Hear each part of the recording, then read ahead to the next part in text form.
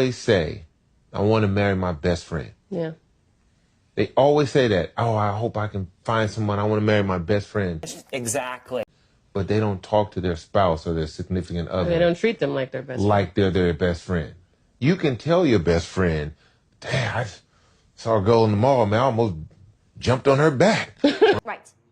Right? Or, you know, girl. He would tell me. He would be riding in the car and he'd be like, hey, I need you to take your wife hat off and put your best friend hat on, please, because there was some yoga pants in the gym today that I'd be like Yoga Palooza up in there. I'm like, let me have it. I'm on the trip. Meal like, oh Lord, this got a whole row of Lululemons. Right? But look, the fact that we can have those I'm not trying to be disrespectful. No, he's never been disrespectful. Right? And I'm not trying to create an environment where I don't value her as my wife and as a woman. I know that.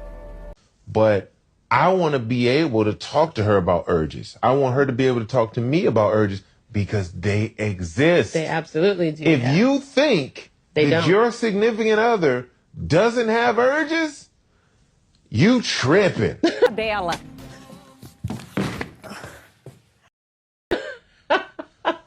And ignoring them just builds them and builds them and builds them. If you don't create this environment where you can be open and honest with your spouse, it's going to manifest itself some other way.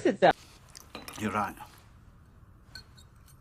Because really what you realize happens is like the moment I had that conversation with them, I was like, oh, I feel better now that I got to talk to you about that. Think about that. And we got to have a back and forth about it. And not only that, but it opens the door to like, okay, well, what can we do to like manifest that in our relationship?